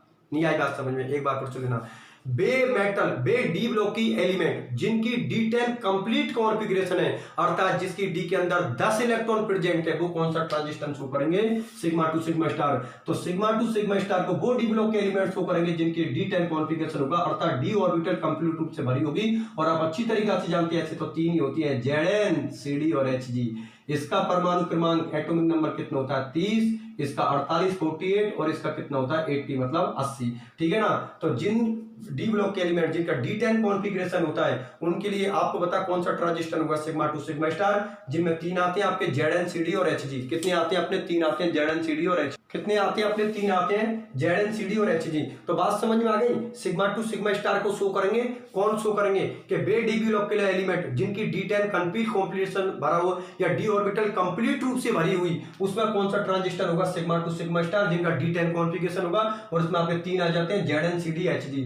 एक का 30 होता है, एक का 48 होता है, एक का 80 होता है। चलो ठीक है, बहुत अच्छी बात है, ये तो समझ में आ गए कि सिग्मा टू सिग्मा स्टार को कौन शो करेंगे। एक बार फिर बता देता हूं, सिग्मा टू सिग्मा स्टार को वो डी ब्लॉक के एलिमेंट शो करेंगे जिनकी डी के अंदर कितने इलेक्ट्रॉन भरे हुए हैं, 10 इलेक्ट्रॉन भरे हुए हैं, मतलब वो कंप्लीट रूप से भरी हुई है, कंप्लीट रूप से फिल्ड है। चलो ठीक है, बहुत अच्छी बात है। अब बात करते हैं पाई टू पाई स्टार। तो पाई टू पाई स्टार को वो शो करेंगे, वो डी ब्लॉक के एलिमेंट शो करेंगे जिनकी डी ऑर्बिटल कंप्लीट रूप से भरी हुई नहीं है। और इसमें बच्चे कुछ सब आ जाते हैं, आगे बात सुनिए, जिनमें D10 कॉन्फ़िगरेशन है वो तो कौन होंगे, सिग्मा टू सिग्मा स्टार, अर्थात जिनकी कंप्लीट रूप से भरी हुई है वो तो कौन करेंगे, सिग्मा टू सिग्मा स्टार। और जिनकी कंप्लीट रूप से भरी हुई नहीं है वो कौन से शो करेंगे, पाई टू पाई स्टार। तो ये तो बड़ा आसान हो गया, ठीक है ना।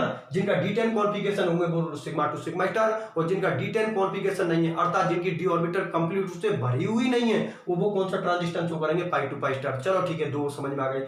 तीसरे की बात करते हैं, non bonding to sigma star और non bonding to pi star. तो समझो मेरी बात, ये 2 पॉइंट तो मैंने किसके रेस्पेक्ट बोले, मेटल के रेस्पेक्ट में। ये 2 पॉइंट तो मैंने किसके रेस्पेक्ट बोले, मेटल मतलब धातु के रेस्पेक्ट में, ठीक है ना। सिग्मा टू सिग्मा स्टार और पाई टू पाई स्टार तो मैंने किसके रेस्पेक्ट बोले, मेटल मतलब धातु के रेस्पेक्ट में। और ये 2 पॉइंट में आपको पता किसके रेस्पेक्ट बोलूंगा, लिगेंड के रेस्पेक्ट में। किसके रेस्पेक्ट में बोलूंगा, लिगेंड के रेस्पेक्ट में, जिससे याद करने में बड़ी आसानी रहेगी, ठीक है ना। आपको पता लग जाएगा यार सिग्मा टू सिग्मा स्टार और पाई टू पाई स्टार तो सर ने मेटल के बारे में बोला था, तो तुरंत क्लिक हो गई कि यार मेटल के बारे में, इसका मतलब डी ऑर्बिटल की बात हो रही होगी। फिर आपको पता लगा यार जिनकी डी ऑर्बिटल कंप्लीट रूप से भरी हुई है, अर्थात जिसके डी के अंदर 10 इलेक्ट्रॉन है, तुरंत दिमाग में क्लिक हो जाएगी क्या कि यार इसमें तो transition sigma to sigma star बताया था सर ने। अब कॉमन सी बात है, इससे अगली का पता लग गया कैसे है कि भाई जिनका कंप्लीट रूप से भरी हुई है उसमें सिग्मा टू सिग्मा स्टार हो गया, और जिसमें कंप्लीट रूप से भरी हुई नहीं है उसमें कौन सा हो गया, पाई टू पाई स्टार हो गया। ठीक है ना, तो ये तो दोनों पॉइंट किसके रेस्पेक्ट में बोल दिए, मेटल के रेस्पेक्ट में। चलो ठीक है, अब इन दोनों पॉइंटों को मैं किसके रेस्पेक्ट में बोलूंगा, लिगेंडो के रेस्पेक्ट में। तो सुनो मेरी बात ध्यान से, क्या वे लिगेंड, ध्यान से समझना, non bonded to sigma star को बता रहा हूं, वे लिगेंड जिनके अंदर डोनर एटम नाइट्रोजन, ऑक्सीजन और सल्फर प्रेजेंट है, ध्यान से समझो, वे लिगेंड जिनमें donor atom nitrogen, oxygen, sulphur present है, तो आप बताओ वो ट्रांजिस्टर कौन सा शो करेंगे, non bonded to sigma star. एक बार फिर से लेना, वे लिगेंड जिनमें डोनर एटम अर्थात जो मेटल को इलेक्ट्रॉन डोनेट कर सकती हो, अगर में ऑक्सीजन हो, नाइट्रोजन हो या सल्फर हो, वो कौन सा ट्रांजिस्टर शो करेंगे, non bonded to sigma star. अब आपको पता है non bonded to pi star को वो लिगेंड शो करेंगे जो कौन होंगे, प्रोल, फ्यूरन, थायोपीन। ये तीनों ऐसे वर्ड है जो आप लोग पहली बार सुन रहे हो, क्योंकि इनका डिस्कशन हम ऑर्गेनिक केमिस्ट्री की सेकंड यूनिट में करेंगे, जो हमारी ऑर्गेनिक केमिस्ट्री की तीनों ईयर में सबसे बड़ी यूनिट है। चाहे वो ऑर्गेनिक केमिस्ट्री हो, चाहे वो इनऑर्गेनिक केमिस्ट्री हो, फिजिकल केमिस्ट्री, हेट्रोसाइक्लिक की जो केमिस्ट्री है, मतलब ऑर्गेनिक केमिस्ट्री की जो सेकंड यूनिट है ना, वो तीनों बीएससी की ईयर में सबसे बड़ी यूनिट है और बहुत ही ज्यादा इंटरेस्टिंग यूनिट है। उसको इतनी शानदार तरीका से पढ़ाऊंगा, बहुत ही शानदार, क्योंकि आप लोग अच्छी तरीके से जानते हो जो टॉपिक जितना ज्यादा टफ होता है ना, उसको एक्सप्लेन करने में मुझे उतना ही ज्यादा मजा आता है। ये आप लोग अच्छी तरीके से जानते हो। हेट्रोसाइक्लिक की केमिस्ट्री इतनी ज्यादा टफ केमिस्ट्री में माना जाती है कि अच्छे इनके तो होश उड़ जाते हैं कि यार हेट्रो कैसे पढ़ाते हैं। तभी तो देखो मुझे ज्यादातर यूट्यूब पे जो स्टूडेंट होते हैं उनके क्या मैसेज है, मुझे कॉलिंग पे क्या बच्चे इस तरीका से बोलते हैं कि सर आप पहले स्पेक्ट्रोस्कोपी को, मतलब यूट्यूब पे स्पेक्ट्रोस्कोपी को और हेट्रोसाइक्लिक की केमिस्ट्री को डाल दो। क्यों? क्योंकि वही आपकी डेंजर केमिस्ट्री होती है। ठीक है ना, हेट्रोसाइक्लिक और स्पेक्ट्रोस्कोपी की बहुत सारे स्टूडेंट रिक्वायरमेंट करते हैं। ठीक है ना, कि सर आप उस यूनिट को पढ़ा दो। क्यों? क्योंकि वही यूनिट समझने लायक है। आगे नहीं बात समझे? तो जब मैं स्पेक्ट्रोस्कोप और हेट्रोसाइक्लिक जब केमिस्ट्री पढ़ाऊंगा तो आप लोग ये बुलवा दूंगा लास्ट में, हेट्रोसाइक्लिक और स्पेक्ट्रोस्कोपी जब पढ़ाऊंगा तो पढ़ाने के बाद आप लोगों से ये बुलवा दूंगा कि सर आप इस यूनिट को तो बहुत टफ बता रहे थे, ये यूनिट तो बहुत सीधी निकली। क्यों? क्योंकि मैं पहले ही बोल चुका हूं, जो यूनिट जितनी ज्यादा टफ होगी उसको एक्सप्लेन करने में उतना ज्यादा मजा आएगा। ठीक है ना, तो जितनी ज्यादा टफ है ना, समझाने के बाद इतनी ज्यादा सीधी हो जाएंगी। आप लोग ये बोलोगे सर ये तो बड़ी बड़ी बता रहे, तो बहुत छोटी यूनिट निकली, इसके कॉन्सेप्ट तो बिल्कुल बहुत अच्छी तरीका से है। ठीक है ना, तो ये कोई प्रॉब्लम नहीं है। क्योंकि जब मैंने स्टार्ट की थी लास्ट ईयर तो स्टूडेंट बोले सर ये तो बहुत बड़ी यूनिट है और ये तो बहुत डेंजर यूनिट है सर। ठीक है ना, लेकिन जब कंप्लीट करवा दिए सारे बच्चे बोले सर सबसे अच्छी यूनिट ही हम लोगों को ये लगी। क्यों? क्योंकि जिन यूनिटों में कॉन्सेप्ट ज्यादा होते हैं ना, उनको याद करने में उतनी कम तकलीफ होती है। ठीक है, सबसे ज्यादा तकलीफ कब होती है? जब हम रटने वाली चीजों को करते हैं। ठीक है ना, और इनमें रटने वाली चीज बहुत ही कम है, मतलब ज्यादा चीज कॉन्सेप्ट बेस में। तो जब मैं दोनों यूनिट को पढ़ाऊंगा तो बिल्कुल कॉन्सेप्ट में अंदर जा जाकर एक्सप्लेन करूंगा, जिससे बिल्कुल दिमाग में फिट हो जाए कि मैंने पढ़ाया क्या और आप लोगों ने पढ़ा क्या है। और कैपेसिटी इतनी पैदा कर दूंगा कि मेरे समझाने के बाद आप इतनी क्वालिटी होगी कि हाँ सर इसको हम भी एक्सप्लेन कर सकते हैं किसी दूसरे के लिए। बस उसी को बोलते हैं पढ़ने और पढ़ाने का मतलब। आगे नहीं मैं सुनिए, तो इसके बारे में बात कर लेता हूं। तो मैं अभी क्या बोल रहा था, प्रोल, फ्यूरन और थायोपीन, अगर इनके अंदर ये लिगेंड प्रेजेंट है, अब इनके बारे में बोल दी, इनका डिस्कशन किसमें करूंगा, ऑर्गेनिक केमिस्ट्री की यूनिट नंबर सेकंड में। आप तो फिलहाल इतना मतलब रख लो, सर ने 3 वर्ड बोले आप लोगों को, एक तो कौन बोला, pyridine बोला है, एक थायोपीन बोला है, और एक आपको पता है कौन बोला है, फ्यूरन बोला है। तो मैं लिख देता हूं स्ट्रक्चर। देखो एक तो मैंने किसको बोला है, ये तो किसकी स्ट्रक्चर होती है, फ्यूरन की। ये तो किसकी स्ट्रक्चर होती है, फ्यूरन की। ये किसकी होती है, थायोपीन की। ये स्ट्रक्चर किसकी होती है, थायोपीन की। और आपको पता है ये स्ट्रक्चर किसकी होती है, pyridine की। ये स्ट्रक्चर कौन की होती है, pyridine की। ये तो कौन होती है, pyridine। ये तो कौन होती है, pyridine। ये कौन होता है, फ्यूरन। और ये कौन होता है, थायोपीन। ये कौन होता है, थायोपीन। एक बार फिर देख लेना, ये फ्यूरन है, ये आपका कौन है, थायोपीन है, और ये कौन है, pyridine। ठीक है ना, तो जिनके अंदर मेटल के साथ अगर लिगेंड फ्यूरन, थायोपीन, pyridine या प्रोल प्रेजेंट हो, ठीक है ना, चारों में से कोई सा भी हो सकता है या चारों भी हो सकते हैं। आपका प्रोल भी हो सकता है। प्रोल कौन सी होती है, जिनमें नाइट्रोजन होता है, प्रोल इसको बोलते हैं। ये आपकी प्रोल होती है। ठीक है ना, ये स्ट्रक्चर आपको पता है किसकी होती है, प्रोल की। तो ये तो आपको प्रोल हो गया, ये फ्यूरन हो गया, थायोपीन हो गया, pyridine हो गया। तो अगर मेटल के साथ अगर ये चारों लिगेंड प्रेजेंट हैं तो वो आपका ट्रांजिशन कौन सा होगा, non bonded to pi star. तो पहले तो ये बात होता है, ये बात आप लोगों को समझ में आई या नहीं आई। तो इस तरीका से मैंने इलेक्ट्रॉनिक संक्रमण कितने प्रकार के बताए, 4, sigma to sigma star, pi to pi star, non bonding to sigma star, non bonding to pi star. Sigma का इलेक्ट्रॉन अगर सिग्मा में जा रहा है तो उसको बोलते हैं sigma to sigma star. Pi का इलेक्ट्रॉन अगर पाई स्टार में जा रहा है तो उसको बोलते हैं pi to pi star. Non bonding का इलेक्ट्रॉन अगर सिग्मा में जा रहा है, सॉरी सिग्मा स्टार में, तो कौन होगा non bonding to sigma star. और नॉन बॉन्डिंग का इलेक्ट्रॉन अगर पाई स्टार में जा रहा है तो उस ट्रांजिस्टर को बोलते हैं non bonding to pi star, ठीक है ना। उसके बाद में मैंने इनको पहचान करना बताया कि सिग्मा टू सिग्मा स्टार और पाई टू पाई स्टार की कैसे पहचान करोगे। तो सिग्मा टू सिग्मा स्टार और पाई टू पाई स्टार मैंने किसके रेस्पेक्ट में बोले, मेटल के रेस्पेक्ट में। याद करने का तरीका है, याद करते वक्त दिमाग में क्लिक होनी चाहिए कि सर ने सिग्मा टू सिग्मा स्टार और पाई टू पाई स्टार तो लिगेंड मेटल के रेस्पेक्ट में बोले थे, और non bonding to sigma star non bonding to pi star sir ने लिगेंड के रेस्पेक्ट में बोले थे। तो तुरंत क्लिक हो गई कि सिग्मा टू सिग्मा स्टार को वो डी ब्लॉक के एलिमेंट शो करेंगे जिनकी डी ऑर्बिटल कंप्लीट रूप से भरी हुई है, अर्थात कितना कॉन्फ़िगरेशन है D10, क्योंकि हम जानते हैं डी में कितने इलेक्ट्रॉन भरते हैं 10, ठीक है। और कौन सी बात है, पाई टू पाई स्टार को वो शो करेंगे जिनकी डी ऑर्बिटल कंप्लीट रूप से भरी हुई नहीं है, ठीक है ना। उसके बाद non bonded to sigma star को वो लिगेंड शो करेंगे जिनमें देने वाला या तो नाइट्रोजन हो या ऑक्सीजन हो या फिर कौन हो, सल्फर, ठीक है ना। वो कौन सा ट्रांजिशन शो करेंगे, non bonded to sigma star. अब बात करते हैं non bonded to pi star. तो non bonded to pi star को वो कॉम्प्लेक्स शो करेंगे जिनके अंदर आपको पता मेटल के साथ pyrrole, furan, thiophene, pyridine type के लिगेंड जुड़े हुए हैं। वो ट्रांजिशन कौन सा होगा, non bonding to pi star. बात समझ में आई या नहीं आई? ये होते हैं आपके 4 प्रकार के इलेक्ट्रॉनिक संक्रमण। आराम से याद कर लेना, ठीक है, कोई प्रॉब्लम वाली बात नहीं है, बिल्कुल बिंदास होकर याद करते रहो। किसी भी तरीका से अगर प्रॉब्लम आती है तो बिल्कुल आप लोग मेरे से डिस्कशन कर लेना, ठीक है ना। मैं फिर बोल रहा हूं, जिस यूनिट को भी मैं पढ़ाऊंगा लास्ट में आप लोग यही बोलोगे, सर ये यूनिट तो बहुत सीधी है। वो बहुत सीधी यूनिट इसलिए क्योंकि वो आपके समझ में आ गई। बात मेरी समझ में आई है नहीं आई? वो सीधी यूनिट क्यों है, क्योंकि वो आपके समझ में आ गई। अब जो मैंने यूनिट पढ़ा दी उनको देखो, आप लोगों को बहुत सीधी सीधी लगते हैं, और जो यूनिट अभी तक नहीं पढ़ाई है उनको देखो बुकों के अंदर, आपको पता लग जाएगा कि केमिस्ट्री किसको बोलते हैं। बहुत टिपिकल लगेंगी, बहुत ही ज्यादा टफ केमिस्ट्री लगेंगी आपको।